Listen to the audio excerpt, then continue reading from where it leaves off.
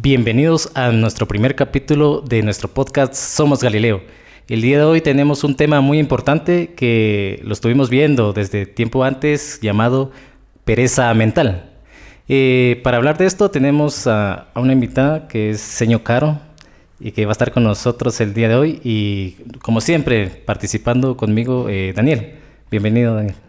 Gracias. Entonces, para hablar de lo que es pereza mental, podemos nosotros pensar que hemos llegado nosotros a un punto que nosotros ya estamos dentro de esto de la pereza mental, ¿sí? Al ver que ya buscamos nosotros atajos, al ver que nosotros queremos ya resúmenes, al ver algo que nosotros queremos todo ya. Pero, o sea que nosotros ya no buscamos, ya no indagamos, ya no tratamos de buscar más allá, más que ahora con lo del internet ya tenemos todo más cerca. Y a eso es lo que nosotros vamos guiándonos como pereza mental. No sé, profe Dani, que nos pueda dar una idea de alguna pereza mental que se esté dando ya desde ahora. Gracias. Pues muchos expertos ya han escrito sobre este tema y de hecho algunos le llaman la agonía del pensamiento y le echan la culpa a la tecnología, sobre todo a las tecnologías de la información, que nos han venido a facilitar muchas cosas, pero al mismo tiempo han producido este fenómeno, ¿verdad? El hecho de que las personas quieran todo fácil, todo rápido, todo inmediato. ¿Sí? Muchas gracias. Bueno, el tema de la pereza mental, está como para desgranarlo, diríamos, ¿verdad? Pero si vamos a aterrizar un poquito para entenderla así para fines más prácticos, preguntémonos, ¿qué es la pereza mental? Nosotros conocemos la pereza física, ¿verdad? No nos levantamos, no queremos hacer nada. Exactamente, es algo que se puede ver físicamente, es decir, en el cuerpo. Pero la pereza mental es a nivel de nuestra mente, de nuestra emoción. Sin embargo, el análisis no lo podemos hacer así tan inmediato como decir, es que él es perezoso mental porque no se esfuerza o porque no quiere hacer las cosas. Primero tendríamos que definir si esta parte de la pereza mental, que no es más que la poca habilidad que tenemos o el desinterés que mostramos para realizar ciertas acciones, ciertas situaciones que nosotros tenemos que atender inmediatamente, pero la posponemos. ¿Por qué la posponemos? Bueno, puede ser porque no representa ningún beneficio para nosotros, o porque no nos gusta, o porque tenemos miedo, o simplemente porque es demasiado difícil y no queremos hacerla, entonces posponemos, ¿verdad? No queremos llegar a ese punto. Entonces, partiendo de ahí decimos, ¿por qué hacemos esto? Es posible que la persona que tenga esta pereza mental tiene algo más profundo, una falta de habilidad más profunda, una enfermedad, por ejemplo, ¿verdad? Una capacidad diferente o una discapacidad. Entonces, resumiendo eso, identificando eso, si no es parte motora, parte mental puramente como enfermedad, pues entonces ya nos basamos en el desinterés, que es voluntario. Esa es la palabra, el desinterés. Y como hablamos eso de mental, ¿verdad? Que es la cuestión del cerebro, que es un músculo que nosotros tenemos que estar alimentando. Que veamos nosotros cuando estamos haciendo ejercicio, ¿verdad? Que tenemos que estar practicando siempre para que crezca el músculo. Pero si nosotros ya no leemos, ya no interpretamos, ya no analizamos, ya solo copiamos y pegamos, ya solo pasame este trabajo, haceme favor vos, yo ya no lo quiero hacer, ya nuestra mente, nuestro músculo ya se atrofia en ese sentido. Exactamente. Y como todo músculo, es decir, el cerebro está como identificado, decimos, como un músculo. En realidad, debemos trabajarlo, debemos fortalecerlo, como todo nuestro cuerpo, que debemos trabajarlo para que alcance un bienestar. Sí. Mientras más lo obliguemos y lo presionemos a aprender, pues más ágil se va a volver y todo va a ser más fácil para aprender. Bueno, yo quisiera agregar con relación a lo que usted dijo, de que la pereza mental podría ser como como que producto de alguna deficiencia o algo. Pues en realidad, a grandes rasgos y a grosso modo, se podría decir que es como una pandemia entonces, porque parece que está generalizado, es decir, no solo son unas cuantas personas las que no les gusta pensar, por así decirlo, si no quieren todo ya resuelto, sino que es a nivel cultural, pareciera que las personas de ahora ya no quieren pensar. Eso parece una pandemia en realidad. Y fíjese que es curioso que lo mencione, profe Daniel, porque, bueno, la pereza mental conocida como tal es un término, digamos, relativamente moderno, de tiempos, digamos, de un par de años para acá, pero ha existido de época en época, solo que con diferentes estímulos externos. En nuestra época actual podríamos decir que la tecnología, por ejemplo, Eso bien también. que debe ser una herramienta, un recurso auxiliar, pero lo hemos convertido en un recurso protagonista. Entonces, necesitamos resolver algo, vamos con el internet, ¿verdad? Estamos aburridos o estamos haciendo un trabajo, pero de repente no nos gustó, vamos a ver nuestras redes sociales. Rápido. ¿Verdad? Entonces, no nos esforzamos, nos vamos por las cosas que nos causan placer, aunque dejemos las cosas importantes para después, ¿verdad? A mí se me viene a la cabeza una imagen de Homero Simpson. No sé si ustedes lo conocen. Yo creo que todos conocemos a Homero Simpson. Todos lo conocemos. Es muy particular porque él siempre está queriendo descansar, ¿verdad? Sí. Es aquella imagen donde está acostadito en el sofá, hasta con la baba en la boca, aún soñando que está durmiendo. Flojera. Entonces, esa es la típica imagen que a mí en el cerebro se me pone de la pereza mental. Justo eso. ¿Verdad? Divagando. Porque recuérdense que la pereza mental no solo es no pensar, sino también perderse en pensamientos vacíos, ¿verdad? Yo estoy haciendo, por ejemplo, si vamos a ver con un estudiante o a cualquier nivel, tenemos una tarea específica, investigar qué es el método científico, por ejemplo, se me ocurre. Entonces, está la tarea, está todo para hacerlo, y sin embargo nosotros decimos, bueno, tengo que investigar. Pero ¿qué investigo del método? Es tan grande. Y tengo el acceso del teléfono, por ejemplo, ¿verdad? El acceso al internet. Le doy un teclazo al método científico, me sale un montón de cosas. Y digo, empiezo a leerlo, a analizarlo. No, mejor busco un resumen. Busco un resumen y lo copio y lo pego como usted bien dijo, sin esforzarme en leerlo, en preguntarme si es cierto, en si tiene una fuente verídica. No, simplemente lo hago y ya salí del tema, ¿verdad? Entonces me voy con eso que me duró unos 10 minutos y me voy con otra cosa a ver un episodio, no sé, en Netflix, en la televisión, qué sé yo, cualquier otra cosa que no represente mayor esfuerzo, mayor desafío. Sí, eso es lo que nos ha estado costando también con estudiantes que hemos visto que rápido solo piden las diapositivas, ¿verdad? Mande la diapositiva y ya. Peor ahora que es todo virtual, le toman captura. Ya no anotan en su cuaderno, ¿sí? Porque nosotros a veces lo hacemos copiar, pero para que ellos vayan analizando, copiando lo que están pensando. Pero si solo lo copian y lo van a leer unos 10 minutos antes del examen. Y ahora que es virtual, uno dice, tengo las posibilidades de que mi compañero esté a la par mía, tengo la posibilidad del internet aquí. Todo lo hacen tan fácil, pero a lo que vamos llegando es que a la larga cualquier persona que puede encontrar facilidades es muy bien para ellos. Y a la mera hora puede ser tan bien que puede seguir con esa pereza mental de no indagar nada, pero su vida va yendo tan bien. Pero puede llegar el momento en que ya no, ¿verdad? Yo quisiera dar algunos ejemplos. Un ejemplo podría ser cuando tenemos que hacer una introducción, hasta para eso.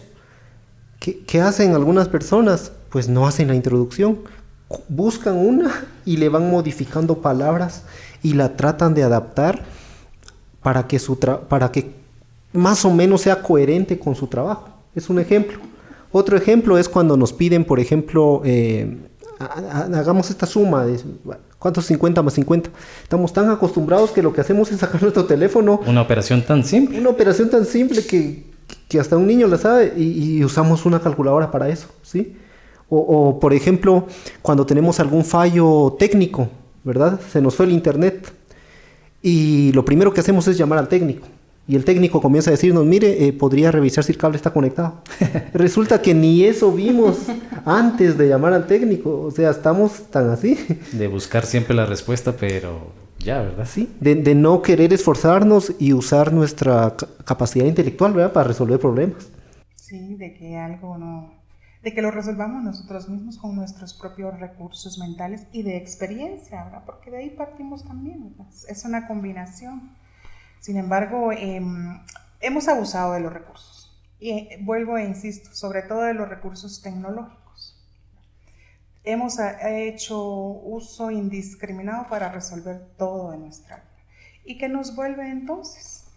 Perezosos. Sí, hagamos la idea esta de que no hay internet y nos dejan un trabajo, no existe la computadora. ¿Qué hacían antes? Ir a una biblioteca, llegar a la biblioteca, caminar, porque hasta en eso también podemos llegar nosotros a la pereza, que no tan mental, no que a qué horas tomo el bus, llama un taxi, ¿verdad? Que me van a estar enfrente de la casa. Un Uber. Un Uber, ¿verdad? Que es ahora. Pero hagamos la idea esa, ¿verdad? Que nosotros antes teníamos que caminar a la biblioteca, gestionar que nos permitieran un libro, nos dan el libro, empezar a leer y buscar el libro, ir a nuestra máquina a escribir por nuestras propias palabras el análisis. Imagínense ahora decirle esto a alguien, ¿verdad? Que lo haga de así. Siente algo que es imposible hacerlo, ¿verdad? Hasta eso hemos llegado. Porque lo ve como difícil, ¿verdad? Como sí, un desafío. Algo complicadísimo a la larga, pero no, era así de sencillo hacerlo, ¿verdad? Sí, pero eso implica muchos factores, profe Leo. Muchos factores que a veces no son alimentados en nuestro contexto o donde nos desenvolvemos, el círculo familiar, el círculo, sí, que de ahí es donde tendría que surgir como un hábito primario.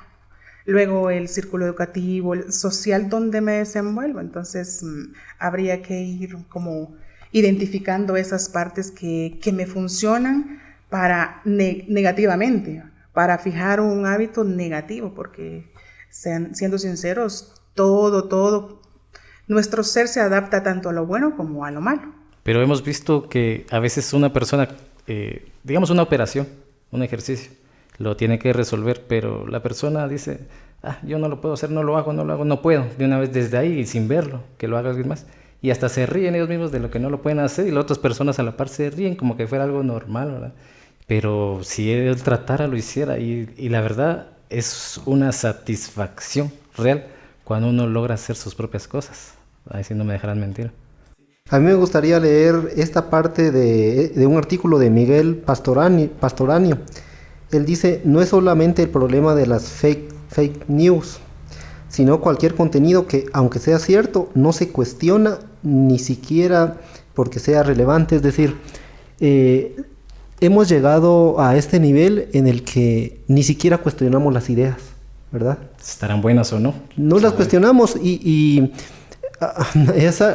Facebook es muy utilizado, ahí se publican muchas ideas, se publican muchas filosofías de vida y tanta cosa que se publican, muchas enseñanzas, pero no se cuestionan, se dan por hecho. Entonces ya no tenemos saqueo de decir será cierto, o cuáles son los pros, cuáles son los contras, o cómo puedo validarlo, es lógico esto,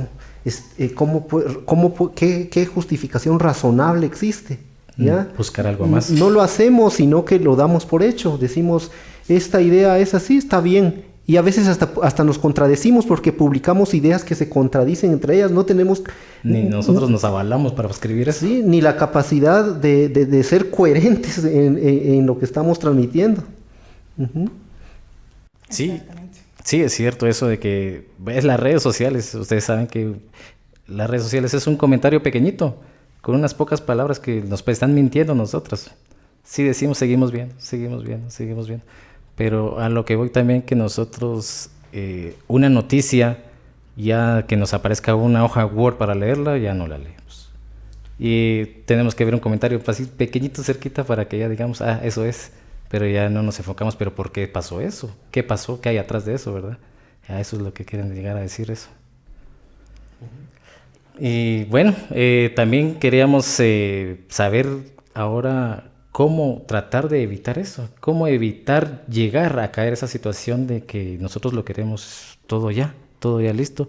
Queríamos saber, señor, qué ideas podría usted proporcionarnos. Algunos consejos. Consejos más que todo para tratar de combatir eso, ¿verdad? Consejos para quienes nos están escuchando y quienes nos están viendo. Claro que sí. Recomendaciones serían en este caso, ¿verdad? Porque recuérdese que cada individuo es autónomo y es libre de asumir, ¿verdad?, su propia responsabilidad para su propio beneficio. Entonces, entendiendo que la pereza mental es el desinterés por hacer, por accionar, por resolver en tiempo adecuado o en tiempo real, y que su máximo enemigo es la postergación, ¿verdad? Entonces, nosotros debemos, como recomendación primera, es identificar qué es pereza mental de lo que estamos nosotros padeciendo. Luego de eso, se recomendaría que usar algunas técnicas para generar hábitos. Por ejemplo, si lo vamos a ver desde el ámbito de estudio, ¿verdad? Las tareas que cuando nosotros tenemos pereza mental, toda tarea se nos va a presentar de manera difícil, aburrida. Un montón. Y es un montón, y no acumula. le entiendo al profe, es que el profe no explica bien, es que él no me dejó el documento, es que no me dijo la fecha, etc. Porque los que son perezosos mentales tienen 1000 excusas para siempre posponer las cosas. Sí, he escuchado eso de que le preguntan al estudiante, ¿y eso lo vieron en su colegio? La respuesta más al 100%, no. ¿Verdad? No, eso no me lo enseñaron. Exactamente. Entonces, las 1000 excusas para posponer, ¿verdad? Entonces, lo primero es que si nosotros identificamos que una tarea se nos hace difícil o muy grande, que la dividamos, que la desgranemos. Si es un billete de 100, hagámoslo sencillo.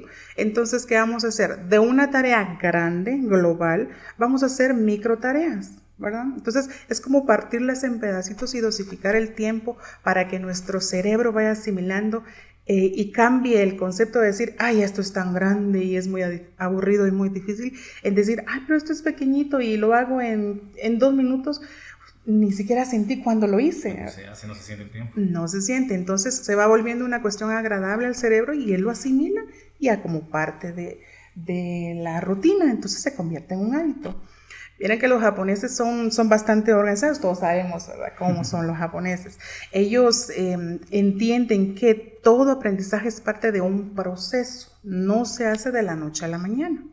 Entonces ellos crearon esta técnica que ahorita le pusieron el nombre que según los países donde esté, de la técnica de 1 minuto.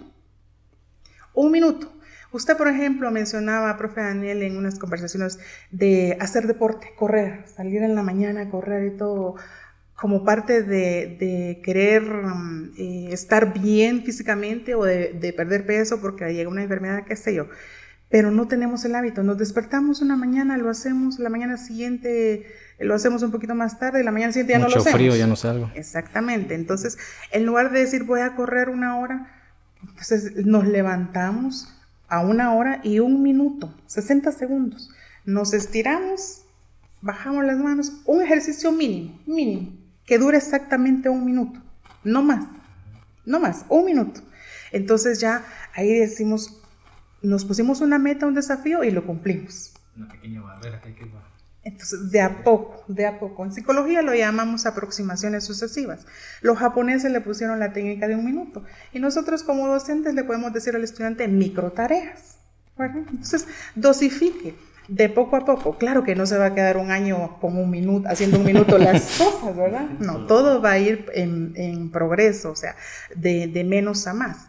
Después de 1 minuto, hágalo 10, después media hora y usted se va a dar cuenta ¿Es un hábito ya después? Se genera el hábito. Exactamente.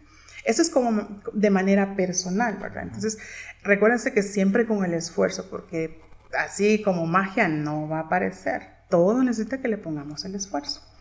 Ahora, factores externos como, digamos, el círculo familiar, siempre aplicados al estudiante, por ejemplo, papás, mamás, ¿verdad?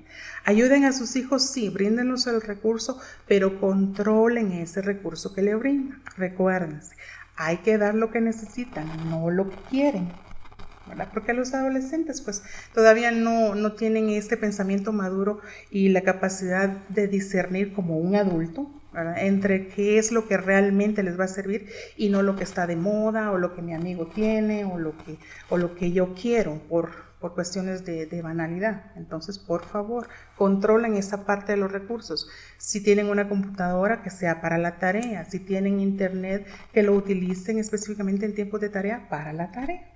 Evitar esos distractores, pero que se involucren. ¿Por qué? Porque más en la modalidad en la que estamos, el estudiante está en la casa, el docente no tiene el control sobre ese contexto, ¿verdad? Son los papás. Bueno, sí, papás que trabajan o mamás que trabajan, pues yo entiendo eso porque también somos de ese gremio, ¿verdad? Mamás y papás trabajando. Pero sin embargo tenemos que tener esa parte de comunicación con el hijo y establecer ciertas estrategias para que ellos puedan administrar su tiempo y ser autodisciplinados cuando no estemos, ¿verdad? Entonces yo dejaría esa parte, ¿verdad? Dividir las cuestiones o un tema global en pedacitos. La autodisciplina, administrar bien el tiempo, que eso es magnífico. Les puedo sugerir el libro de Los 7 hábitos de un adolescente altamente efectivo. Ahí trae una matriz del tiempo que es fenomenal para que ellos se puedan organizar. A los papás, contrólenlos, no los dejen solos porque ellos no tienen la edad, ¿verdad, profe Dani? Conversamos con eso de que hay adolescentes que tienen el tamaño, pero no la madurez. Entonces, imagínense, tiene 16 años, pero la edad cronológica, pero la edad mental puede ser de 12 todavía, o de 5, incluso algunos, ¿verdad? Entonces, debemos poner ojo con eso. Y pues nosotros como docentes estar ahí dispuestos siempre a resolver dudas, a tener contenidos y toda la cuestión de conocimientos para transmitirlos, ¿verdad? Y provocar ese pensamiento crítico que se necesita tanto hoy en día, ¿verdad? Entonces yo creo que ahí lo dejaría. Sí, otra recomendación de mi parte sería que ya dejemos tanta la computadora en sí de escribir ahí o copiar y pegar. Tratemos de regresar a nuestros tiempos, leamos, escribamos lo que el docente está diciendo, ir a la par del docente, porque si no vamos a la par del docente, ya nos perdimos totalmente y a la mera hora queremos nosotros buscar información y vemos la información que nos da el docente y nos da la información que nos da el internet, yo ya no sé realmente cuál es, ¿verdad? Entonces tratemos de estar siempre a la par del docente, qué está escribiendo, yo escribirlo, qué nos dijo, leerlo, interpretarlo, analizarlo, así como en cuestiones de cursos prácticos como matemáticas, que si no entiendo las matemáticas y luego me viene el curso de física, sí, no es una base que ahí voy a rebotar, pero si ustedes van a la par entendiendo la matemática, haciendo ejercicios por su cuenta, encontrando el problema por su cuenta, entonces ya los demás ejercicios, si los analizan bien, se va a ir muy sencillo. Yo para finalizar quisiera agregar, bueno, primero no quiero sonar contradictorio porque yo de hecho defiendo el hecho de que el ocio es saludable hasta cierto punto. Tiene que haber un equilibrio. Tampoco podemos, todos los extremos son malos. Entonces, quiero sonar no contradictorio, ¿verdad? Yo siempre he defendido el ocio razonable, en un tiempo razonable, de vez en cuando, o ciertos minutos, cierto tiempo, pues ver un programa de chistes, está bien reírse, pero no todo el día. No estar todo el día, no todo el día. Y también quisiera, como consejo, exijámonos, pero nosotros mismos. Yo siempre he intentado eso cuando he dado docencia. He tratado de hacer que el estudiante sienta bonito estar en el curso y que él quiera exigirse. Es bien feo que la exigencia sea externa. Es bien feo que a uno le estén exigiendo. Pero es muy agradable que de uno mismo surja esa fuerza, esa exigencia, que uno mismo se exija. Eso es excelente. Entonces, no esperemos a que nos exijan. Exijámonos nosotros mismos, ¿sí? Porque podemos dar mucho, solamente. Pues gracias por escucharnos, gracias por vernos. De mi parte ha sido todo. Sí, vamos a estar siempre haciendo estos episodios para hablar temas muy bonitos e interesantes para todos. Y gracias a señor Carlos por esta participación. La verdad que es muy interesante este tema que a la mera hora es muy largo y eterno, ¿verdad? Pero tratamos de dar nuestros puntos de vista y unas recomendaciones claves para todos. Gracias. Muchas gracias. Hasta luego.